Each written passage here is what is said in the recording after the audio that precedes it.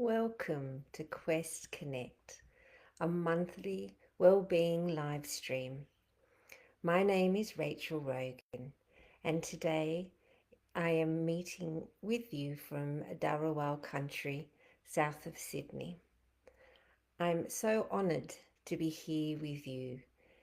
This is a space for real, unfiltered and honest conversations, and I hope that you will join me to discuss and leave comments about the wonder and whirlwind of being human. That we're wired for connection, and building connection takes courage, that bond with vulnerability, and also the bravery to show up as we are. And I want to acknowledge the effort you've made to show up for yourself right here, right now on Quest Connect. That life isn't something we're meant to tackle solo. Together, today we'll explore the beauty and chaos of it all. So let's dive into all the different love, life, and growth. And let's embrace the truth that none of us are alone. Let's talk about together a subject that has truly transformed my life, self-compassion. And I would love to know of how self-compassion has also gifted your life. So please comment. I see there's 3 viewers, so welcome. And I guess you could say that I am a self-compassion fanatic. Are there any others out there? To please let me know of your experiences of self-compassion, that it's a powerful, evidence-based practice that really can change our lives. So welcome everyone that's joining me. That if you know of your Aboriginal country name, please put it in the comments or just say hi. I'd love to hear from you. So firstly, let's take a short break in our day to practice bringing a sense of calm, connection, and kindness to ourselves and others. Whether you're here to find comfort, guidance, or just a moment to pause and connect with like-minded community, that I'm so grateful to be sharing this time with you. Today, let's begin with a beautiful coming to our senses practice to help us settle into the present moment. And let's begin by getting ourselves into a comfortable position. So that might be in a chair, it might be laying flat, just checking what suits you today. That as you settle into what feels comfortable for you, that I invite you to take 3 deep breaths.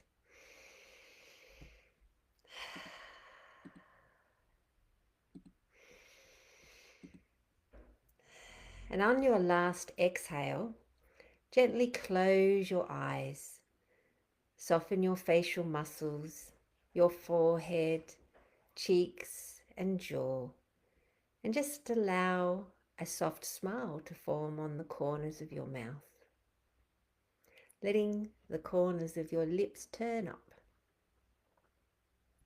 So choosing to have your eyes open or your eyes closed. And I invite you to settle into comfort without changing your posture or your breathing. Just be here as you are. Simply arrive in the present moment. That this practice is about noticing, about becoming fully aware of everything unfolding in the present moment. Noticing the rhythm of your breath and connect with your body. Paying attention to your posture. the support that you can feel. It might be beneath you, it might be behind your shoulders. And noticing the points of contact where your skin touches, the variety of textures on the surfaces that you can feel. And as you notice the sensations, turning your attention to the temperature. Is your skin cool or is it warm? Notice how fabric of your clothes drapes against you, how it shifts when you breathe. Let yourself fully experience these sensations without needing to alter them, to shift your attention to your sense of smell. Is there an aroma in the air? Do you notice any lingering tastes? And observe how taste and smell interact, creating a very unique sensory experience. Noticing how your nose inhales and processes these scents and tastes. Simply observe these sensations without judgment or desire to change them. That if you've chosen to soften your gaze, just noticing the soft colours and textures, the surrounding light and the shadows. If your eyes are closed, explore the images behind your eyelids. There may be flashes of colour or blobs of colour. Relax the muscles around your eyes, the temples and your jaw muscles, the large, strong jaw muscles.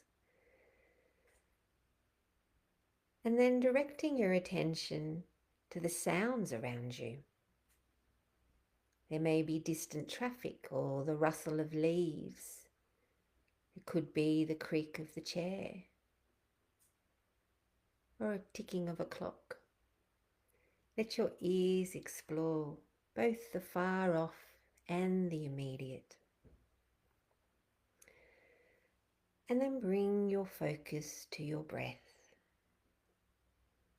Feel the coolness of the air entering the nostrils and the warmth of each exhale. Notice the rise and fall of your belly and the stillness that you can create between your breaths as you breathe in, noticing when the lungs are full. And when you breathe out, noticing when your lungs are empty. That you might notice the rise and fall of your belly and the stillness between breaths. Just really centering on what it is you're experiencing right now. As we connect to all the senses, what is it you can hear? What is it you can see? Possibly noticing aromas or taste. What is it that you can feel? That there may be a breeze or the warmth of the clothes. As you connect to this point in time,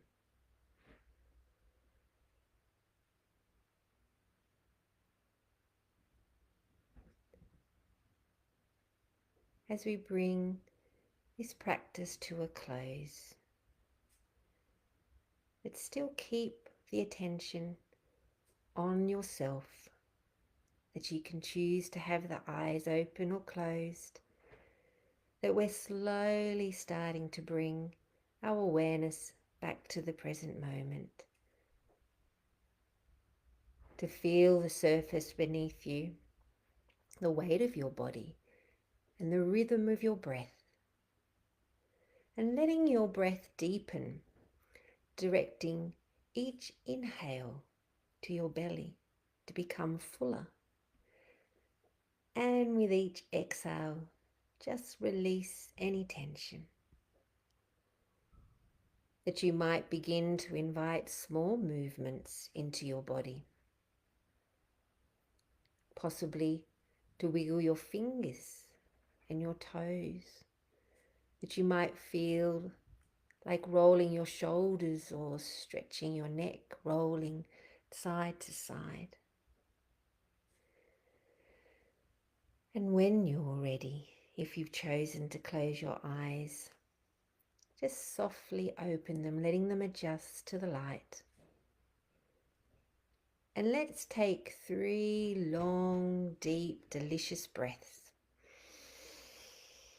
Inhaling fully and exhaling slowly. And let's try setting an intention to carry this sense of presence and calm with you into the rest of your day.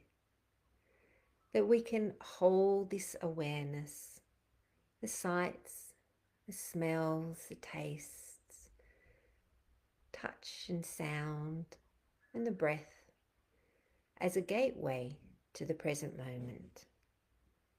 That we can let it guide us towards compassion and presence and possibility.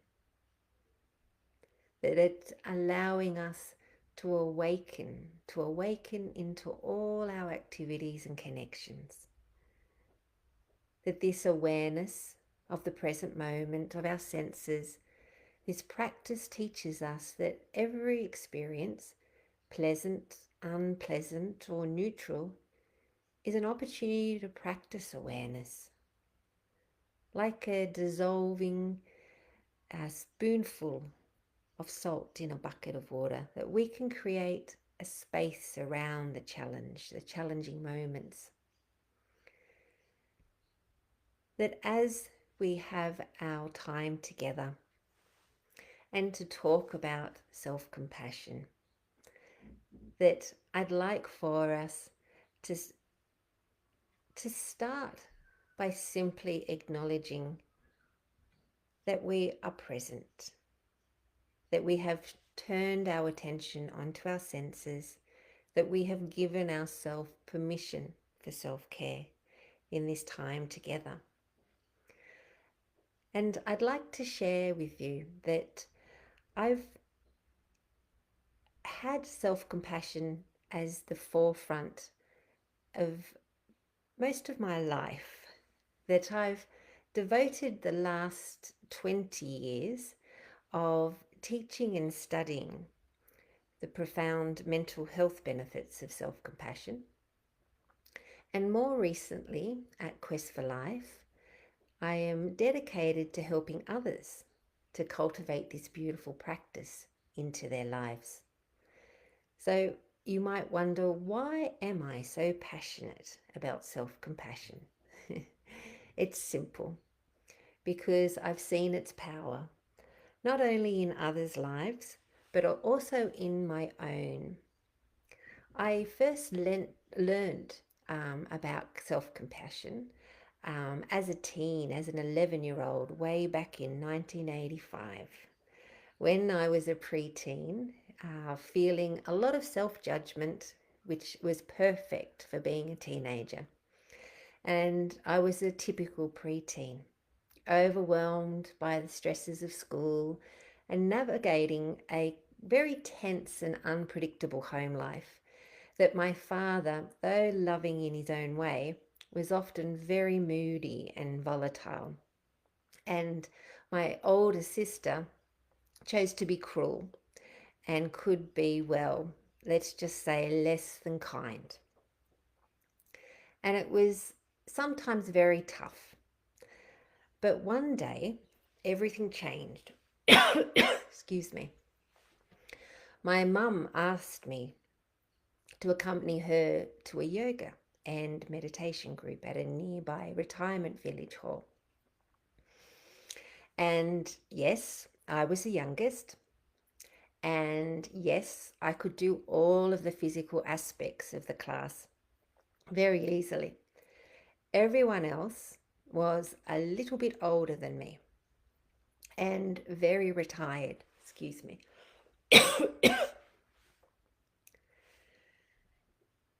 And at the very first evening class, my first ever yoga experience, the teacher, the woman leading the group, talked about the importance of compassion. So, as a shy kid, being surrounded by the warmth and welcoming older women, I felt a calm ease and was totally content in myself during the yoga classes. And this was something I had never considered before. That with compassion, that it's not just for others, but also for ourselves. So as you can imagine, my first class coming into a room, everyone would have been very excited to see me as an 11-year-old. And in that first class, the teacher said something simple yet profound. The yoga teacher had said, what if we treated ourselves with the same kindness that we offer a dear friend? And at that moment, in my little 11-year-old brain, it was like a light bulb turned on inside me. You mean it's okay to be kind to myself? So these concepts had never been brought to my attention. I had never held discussions like this. And to offer myself the same importance and care and understanding that I would give someone that I loved was such a new concept that we don't talk about that in school. We don't talk about that in a family unit. And it really did touch my heart. And from that day forward, I began to explore the importance of including myself in the circle of compassion, of treating myself with the same kindness and care and concern that I treated others. And I can say I intentionally tried to be more compassionate to myself. And it made a huge difference almost immediately that I held myself in a physical sense with a new confidence, that I was able to turn the tables of what was happening in my environment, and I could still cultivate a sense of self-love. And let me tell you, it wasn't always easy, but through practice, I discovered that self-compassion is one of the most courageous, transformative things that we can do. If we base our self-worth entirely on what others tell us and only succeeding in areas that they value, it could be a career, our relationships, or our own personal goals. But what happens when we fall short? When we don't live to other people's expectations, or we don't show kindness to ourselves, when we don't meet our own ideals and standards? That life throws us curveballs and we struggle. That the answer is often that we feel terrible about ourselves. That it's like stepping on a treadmill that never stops, constantly chasing the need to feel accomplished or better than others, or simply good enough. And it's that feeling of abnormality, of separating ourselves from others, that it is so psychologically damaging, that we make it much worse by feeling that we're isolated in our sufferings and our imperfections, when in fact That's precisely what connects us to other people. That we're perfectly imperfect. That sometimes we don't even notice this incredible pain that we're causing ourselves.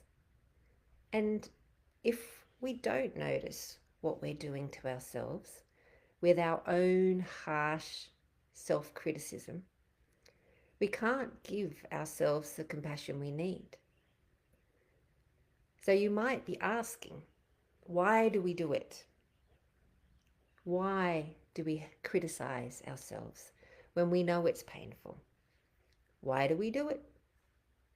That there are lots of reasons we're self-critical, but the number one reason that researchers have discovered is that we believe we need our own self-criticism to motivate ourselves. That if we are too kind to ourselves and show too much self-compassion, that will be self-indulgent, that will be lazy. But research shows the opposite. That self-criticism actually turns our motivation. It turns our motivation off. And this is why self-criticism activates the body threat response. That it triggers stress hormones. When we're not kind to ourselves, these stress hormones such as adrenaline and cortisol, originally they were for the fight or flight response, that these responses evolved to protect us from physical danger and prepare us for fight or flight. But now it kicks in over threats to our self-worth. In modern times, typically the threat is not our actual physical selves, but it's our self-conception. That when we think negatively about ourselves, something that we don't like about ourselves or some kind of imperfection, that we feel threatened. And so we attack the problem, meaning that we attack ourselves.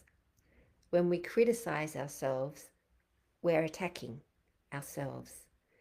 And when we judge ourselves harshly, we essentially attack ourselves, creating a cycle where we are both the attacker and the victim. And this constant self-attack will flood the body with stress, and over time it can lead to burnout or depression, neither of which are great for motivation.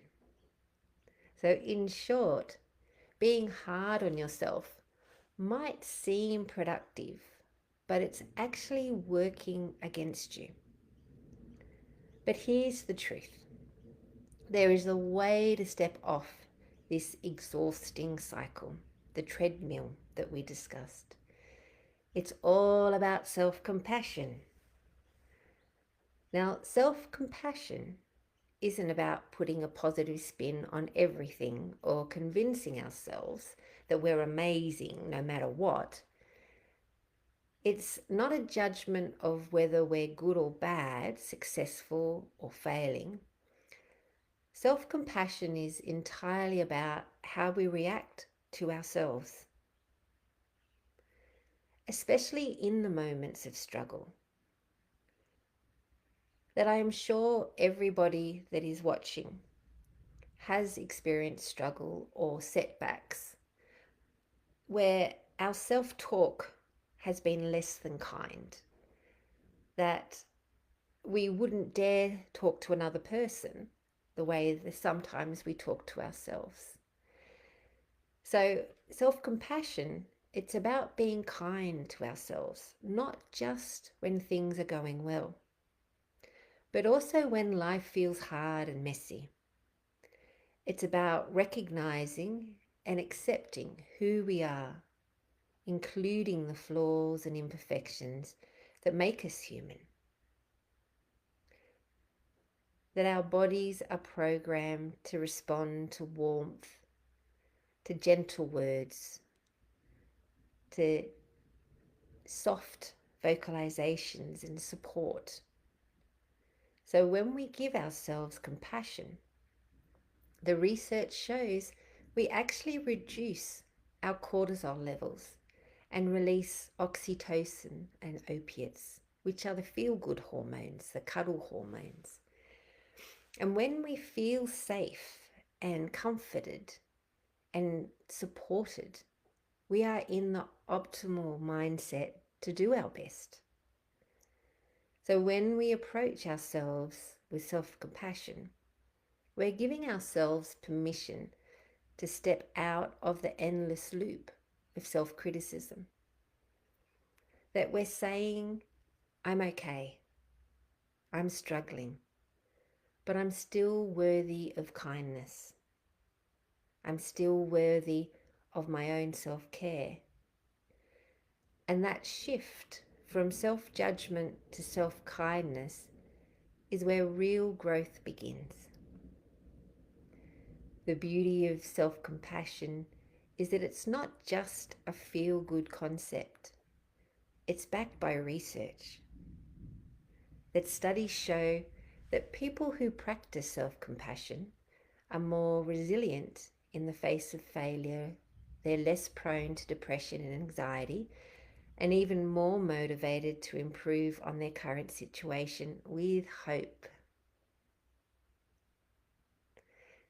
And because you treat yourself with kindness, you're not weighted down by the fear of failing or the fear of being less than. Instead, you're creating your own safe internal environment where you can acknowledge mistakes, that we can learn from them, and we can keep moving forward. So if you find yourself asking, am I good enough? A question that puts everyone's self-worth on a shaky ground, self-compassion, really allows us to ask, how can I support myself in this moment? How can I support myself in this moment? That it's a game changer. And it's something we all have the capacity to learn and practice. That I would like to share with you the story of resilience where I needed to practice. That I knew this is what the self-care and the support that I needed. So let me share a deeply personal story that now as an adult and now practicing self-compassion, and how it became to be my lifeline. A few years ago, my husband experienced a stroke, and he's well and he's fine. And after that experience, we found that he had a genetic heart disease. And we started to explore our two children's health. And they were diagnosed with a genetic heart condition. And this required many surgeries. So as you can imagine, the news was devastating. I felt all the waves of grief, of fear, and yes, even shame. What have I done? What have I given my children for their health? But because I had been practicing self-compassion for years, practicing through my yoga, practicing through my own self-awareness, I knew what I needed to do. And I asked myself, how can I support myself at this moment? That I knew hospital visits and hospital stays and all the checkups and just navigating normal life was going to be challenged. There was going to be struggle. So what could I put in place for myself? That self-compassion is really being present with ourselves and taking the time to sit with the struggle and to really question, what is it that would best serve me? And knowing and acknowledging that when we are feeling overwhelmed or anxious or angry, hurt or ashamed or simply inadequate, that self-compassion requires that we accept rather than reject each feeling in order to cultivate curiosity about what's going on right now. So as we feel all of the different emotions, as we accept that this is here and now and this is my reality, that a curiosity of how we can respond, or what it is that can bring me hope, or what can I put in place or in plan that I know is self-care and self-compassion. That rejecting or denying our feelings or the current situation that we're in, that really all it does is distance ourselves from what really is true. And therefore, it hinders our ability to connect authentically with what we need from ourselves, to ourselves. So self-compassion can be as simple as asking, what am I feeling? And to sit with those feelings. What do I need? And if the answer isn't there straight away, to be kind, to be patient. And how can I get those needs met? That I found if I practiced asking these questions when I felt a feeling of overwhelm, or if I felt a loss of control, what am I feeling? What do I need? How do I get those things or those needs met? And as I practice this, I found if I practice placing my hand over my heart, a gesture I often use, and I whispered to myself these questions. And if you would like to try this just while we're here in this practice, with your hand on your heart. What am I feeling? What do I need?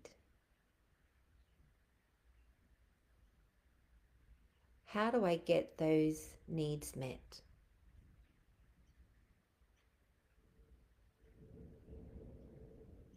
That as I whisper to myself support and comfort, that you might find this helps for you. That this is so hard right now, and I'm here for you. To give yourself the support. So you might like to whisper this to yourself. This is so hard right now. I'm here for you. That these simple words, they didn't erase the pain or the confusion or the fear that I had experienced, but they gave me the strength to face the current situation. And by embracing my own suffering, with kindness, I was better able to support my family. That I found our children looked to me to gauge the stress monitor, the panic button, that they turned to me to then know how they should respond.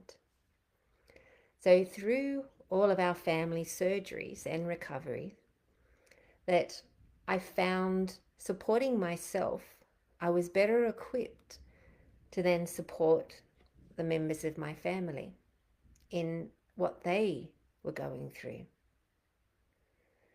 So let's take a moment to just really define self-compassion and understand why it is so powerful. That it came to my attention of a study by a leading researcher, Dr. Kristen Neff, and all her research is on self-compassion, and she identifies 3 core components. That one of them is self-kindness, treating ourselves with the same warmth, patience, and understanding that we would show a loved one. And the other is common humanity, that recognizing that imperfection is a shared human experience, that we're not isolated in feeling at a loss or imperfect or should have, could have, would have, that it's very human.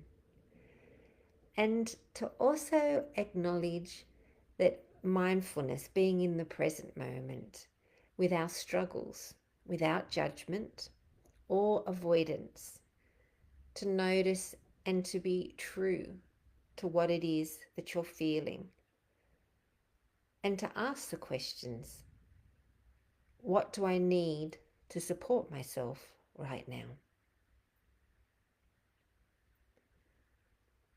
That as we go on the highs and lows that is life, that there's no need to struggle within ourselves, that self-compassion shouldn't waver, that we're all deserving of the best that self-compassion can bring to us. It's there for us, not just when we are suffering, it's also there when we succeed. But more importantly, when we fail, that usually we turn up the volume on that self-criticism. When we're feeling at our lowest, if our health is really low at the present time and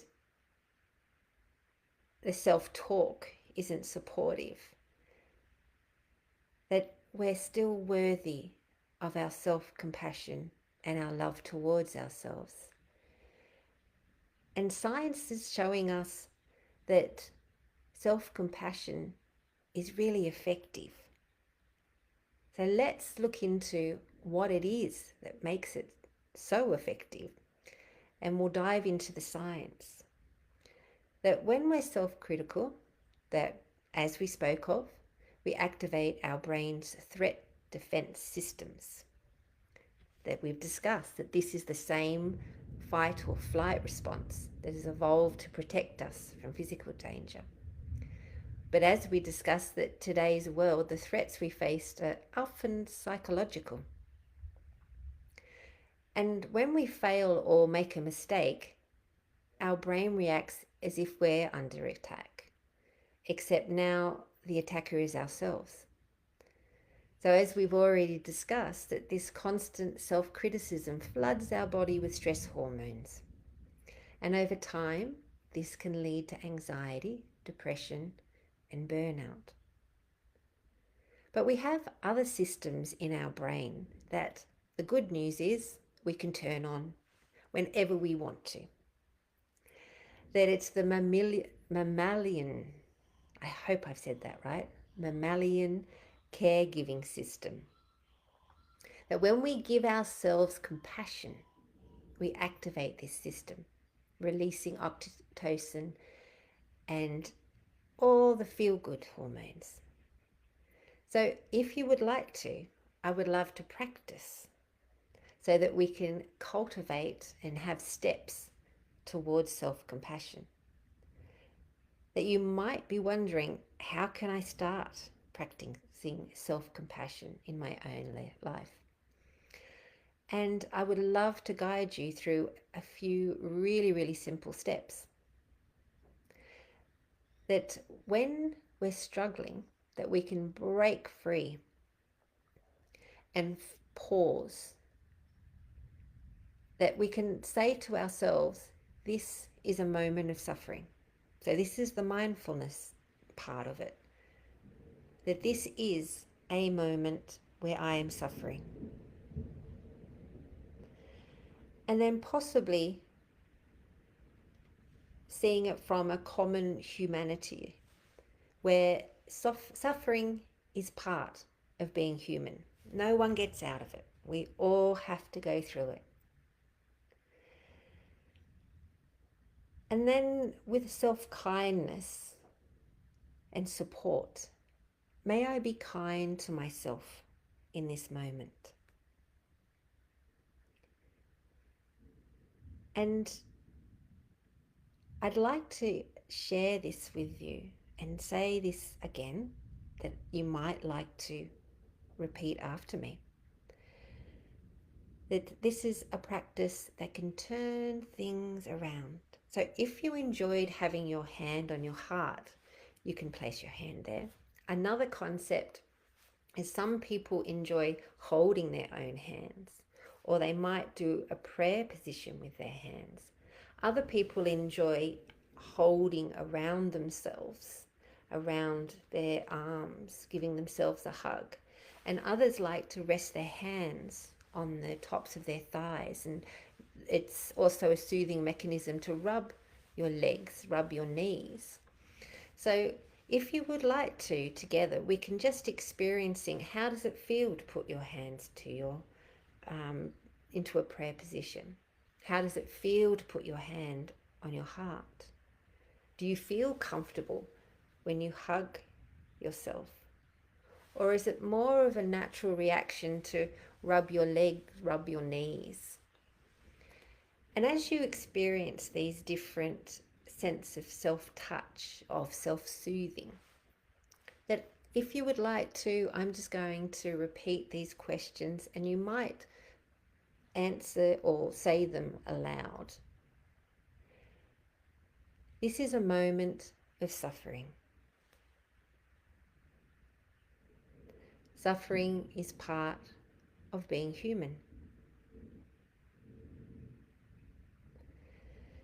May I be kind to myself in this moment. And noticing your soothing touch, that it may have moved from the original position that you've felt inclined or is your instinct. And research shows that physical touch, even from ourselves, can activate the caregiving system and reduce stress. So this might be something that's effective for you to reframe your inner critic the next time that you catch yourself being self-critical. That we all do, and it is the practice. It is the constant practice of awareness and what do I need now to support myself? Or you could ask, what would I say to a good friend in this situation? And then offer those same words to yourself. That instead of focusing on what's wrong, possibly take a moment to appreciate you're worthy of self-care, that you're worthy of your self-love.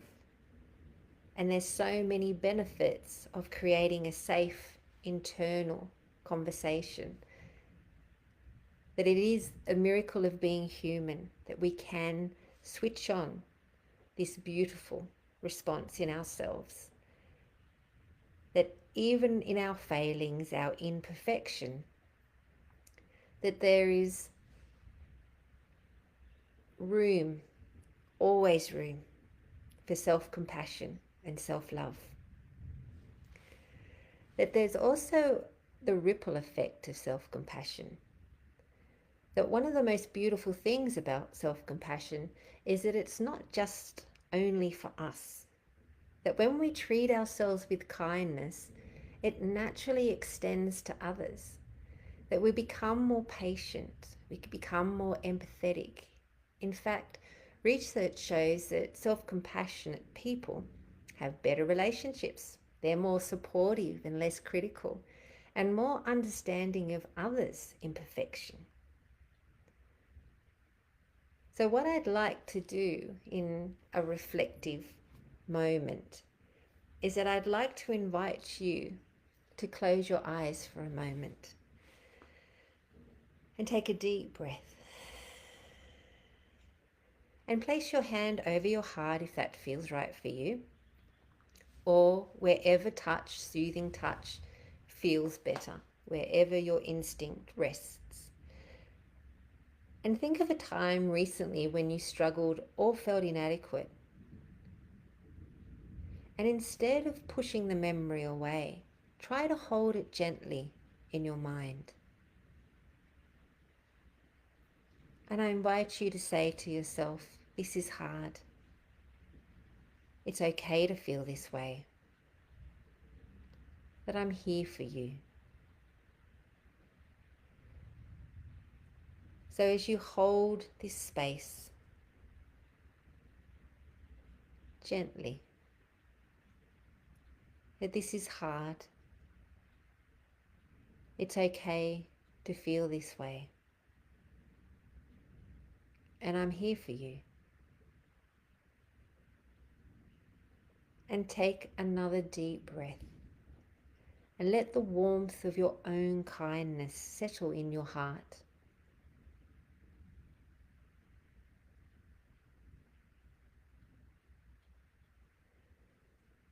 When you're ready, when you feel that it's right to open your eyes,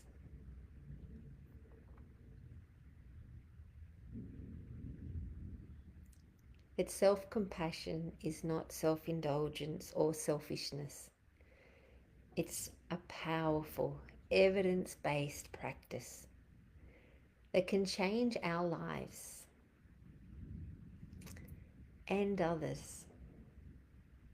It's a gift we give to ourselves that we can show up fully for others and for the world. And as we practice this, because there is no perfection, it is every breath we practice self-compassion. Every high, every low, we practice self-compassion. That it is in the noticing, the awareness of our internal environment, of the safe love that we bring to ourselves moment to moment. That I hope today that you have a renewed commitment to treat yourself with kindness and care that you truly deserve. Because practicing self-compassion isn't merely a concept to share. It's a way of life worth living and embracing and sharing with others. So I hope that my time today has recruited more fanatics about self-compassion. That it is something that I have seen in others, and I have felt the strength and conviction of what self-compassion can bring to my own life. That I would love to hear from you of any experiences that is a standout for you. And let's continue this ripple effect of kindness and self-love, so that others can also embrace all the self-empowerment and all the happy hormones and a sense of liberation that we can create this wonderful space within ourselves for embracing the imperfections of being human. So I appreciate and really feel a sense of gratitude that I've been with you with this discussion, and I look forward to sharing more with you, and I hope that you do share.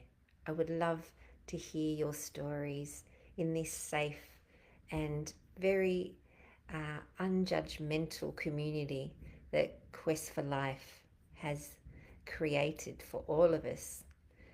That when we share and when we connect, it's that reinforcement that we truly aren't alone in all that life brings to us, that there is always hope in whatever situation you're currently in, and to share and to encourage each other to share. So I will leave today's practice with our hands on our heart. And if you would like to, we're going to hold space where you can reflect on whatever it is that currently bubbles up in your mind with the wonder and whirlwind of being human.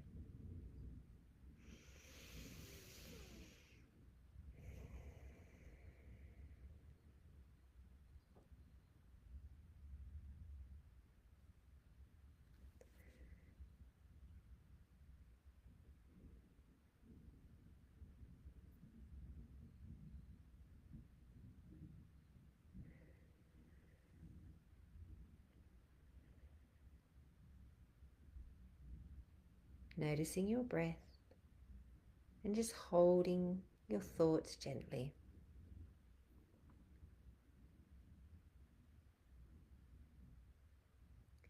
Just showing up as we are.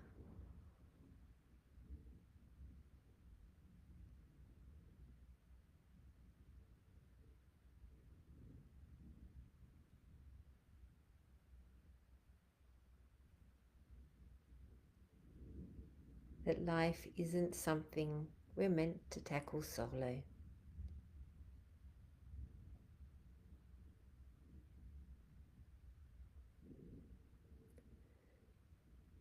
That none of us are in this alone.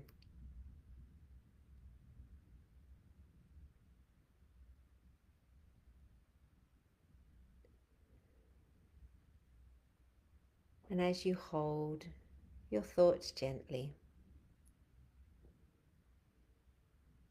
are your self-talk supportive?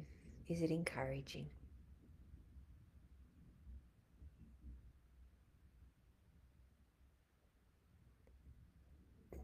And as you allow the practice of self-compassion, to know that it is always available to you, that you just need to reconnect whenever you wish.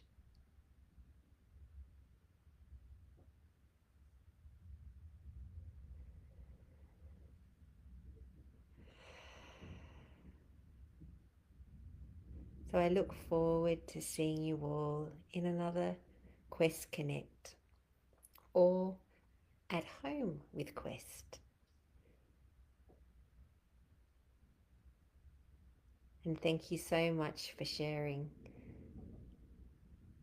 today's experience. Until next time, thank you.